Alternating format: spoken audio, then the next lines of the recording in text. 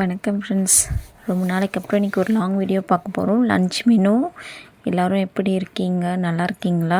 என் சேனலை சப்ஸ்கிரைப் பண்ணாதவங்க சப்ஸ்கிரைப் பண்ணிக்கோங்க, கமெண்ட் பண்ணுங்கள், ஷேர் பண்ணுங்கள். நான் உங்கள் பிரியாராஜ் ஃப்ரம் பாண்டிச்சேரி. சரிங்களா? இன்றைக்கி பார்க்க போகிற லன்ச் என்னென்னு பார்த்தீங்கன்னா கருவாடு தொக்கு வித்து லெமன் ரைஸ். சரிங்களா? என்னென்ன எப்படி பண்ணுறோன்றதை பார்க்கலாம். லெமன் ரைஸுக்கு தேவையானது பூண்டு தட்டி வச்சுருக்கேன், வரமிளகா, லெமன் புழிஞ்சு வச்சுருக்கேன். சரிங்களா? இதுதான் மெயின் இன்க்ரீடியண்ட்டு. எப்படி பண்ணலான்றதை பார்க்கலாம்.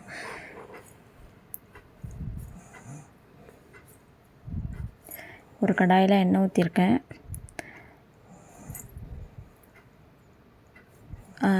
நிறைய பேர் பூண்டு போட மாட்டாங்க ஃப்ரெண்ட்ஸ். நான் பூண்டு போட்டு தான் பண்ணுவேன். இதுக்குன்ட்டில் புளியோதரைக்கும் பூண்டு போட்டு தான் பண்ணுவேன். எண்ணெய் காஞ்சிருச்சு, கடுகு போட்டிருக்கேன். அதுக்கப்புறம் கடலைப்பருப்பு.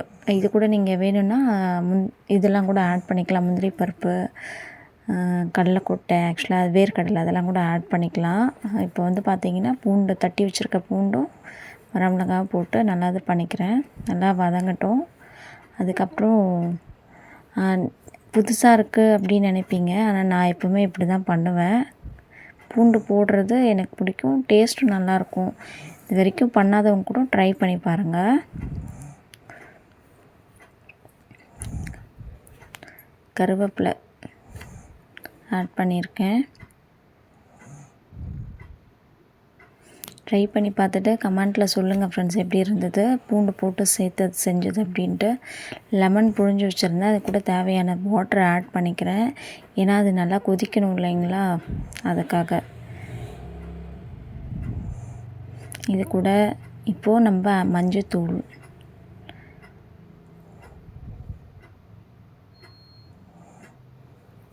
இது கூடவே நீங்கள் என்ன பண்ணலாம், பெருங்காய பொடி கூட ஆட் பண்ணிக்கலாம். நான் ஆட் பண்ணியிருக்கேன்.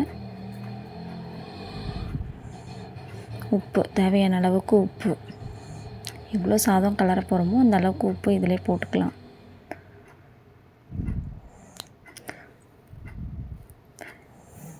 வேணுன்றவங்க மல்லாட்டை பருப்பு அதெல்லாம் கூட ஆட் பண்ணிக்கோங்க. நல்லா கொதிச்சிருச்சு. இந்த ஸ்டேஜில் கொத்தமல்லி தழை ஆட் பண்ணிக்கிறேன் ஃப்ரெண்ட்ஸ். கொத்தமல்லி போட்டு நீங்கள் இறக்குனீங்கன்னா சூப்பராக இருக்கும்.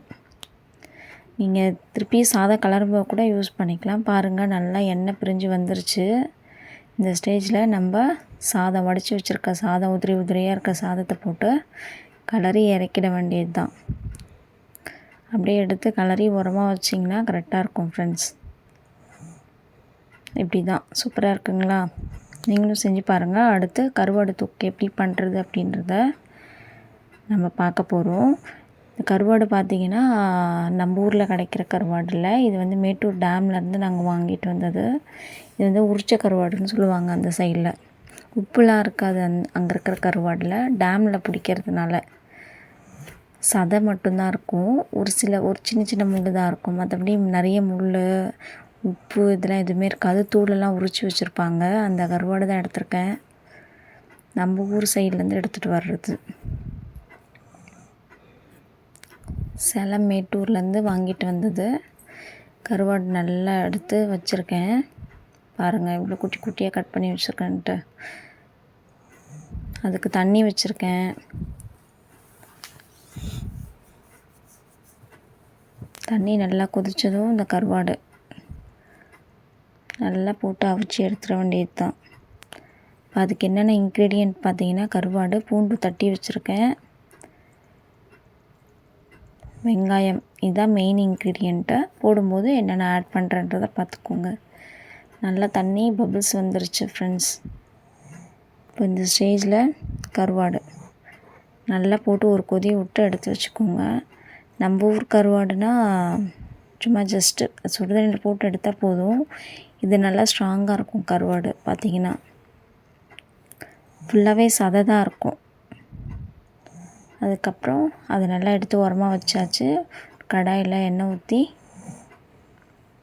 நல்லா எண்ணெய் காஞ்சதுக்கப்புறம் கடுகு, உளுத்தம்பருப்பு போட்டுக்கோங்க.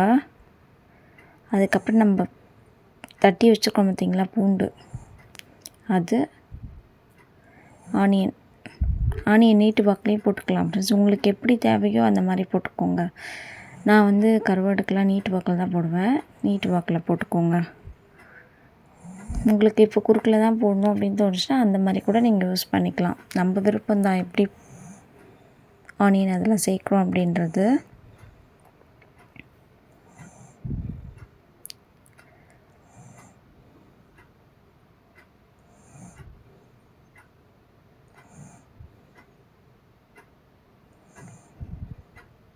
நல்லா வதங்கிடுச்சு ஃப்ரெண்ட்ஸ்.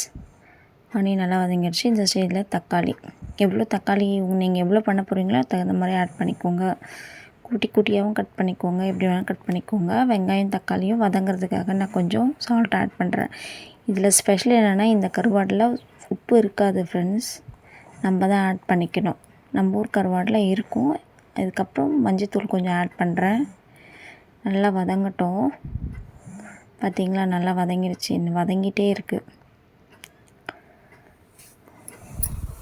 கொஞ்சம் வரமிளகாத்தூள் காரத்துக்கு ஏற்ற மாதிரி சேர்த்துக்கோங்க ஃப்ரெண்ட்ஸ். நான் ஒரு டேபிள் ஸ்பூன் பார்த்திங்கன்னா ஒரு அரை டேபிள் ஸ்பூன் இருக்கும், அதுதான் ஆட் பண்ணுறேன். காரமும் இருக்கும், ப்ளஸ் அந்த கலரும் நேச்சுரலாக வரும் அதுக்காக. அதுக்கப்புறம் குழம்புத்தூள் ஃப்ரெண்ட்ஸ், வீட்டில் அரைச்ச தூள் இது. உங்களுக்கு வேணும்னா நீங்கள் அரைச்சதையும் ஆட் பண்ணிக்கலாம். இல்லை கொஞ்சம் காரத்தூள் அதிகமாக போட்டு மல்லித்தூள் கொஞ்சம் ஆட் பண்ணிக்கலாம். பாருங்கள், நல்லா குழம்புத்தூள், வெங்காயம் தக்காளி எல்லாம் போட்டு என்ன பண்ணுறேன், ஃபைனாக ஃப்ரை பண்ணுறேன். அப்போ தான் அந்த மிளகாத்தூளோட வாசனைலாம் போகும். பாருங்கள் எப்படி இருக்குன்ட்டு. நல்லா எண்ணெய் பிரிஞ்சு வந்துருச்சு. இந்த ஸ்டேஜில் கருவாடை நான் என்ன பண்ணியிருக்கேன், ஆல்ரெடி எடுத்து நான் கழுவி வச்சுருக்கேன். நல்லா கொதிக்க வச்சுருந்தோம் இல்லைங்களா. பாருங்கள் எப்படி பச்சை தண்ணி ஊற்றி கழுவி க்ளீன் பண்ணி வச்சுருக்கேன். இப்போ இந்த ஸ்டேஜில் அந்த கருவாடை ஆட் பண்ணிக்க போகிறேன். ஆல்ரெடி கருவாடு வெந்துருச்சு முக்கால்வாசி.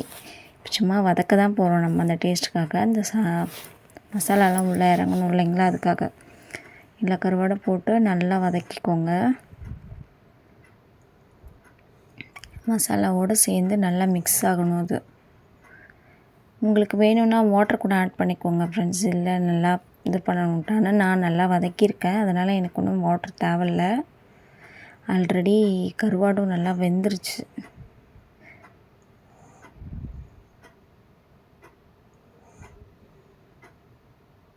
பாருங்கள், நல்லா கிளறி விட்டுக்கோங்க. இந்த மசாலாவும் கருவாடும் நல்லா மிக்ஸ் ஆகணும். மிக்ஸ் ஆகி பாருங்கள் எப்படி எண்ணெய் பிரிஞ்சு வந்திருக்குங்களா. பார்க்கும்போதே நாக்கில் எச்சி ஊறுது. லெமன் ரைஸு, புளி சாதம், இது எல்லாத்த கூட இது சூட் ஆகும் ஃப்ரெண்ட்ஸ். வெறும் சாதத்தில் கூட நீங்கள் போட்டு சாப்பிட்லாம். கண்டிப்பாக ட்ரை பண்ணுங்கள். சூப்பரான டிஷ்ஷு, எல்லாருக்கும் பிடிச்ச ஒரு டிஷ்ஷு கருவாடு அப்படின்னாலே.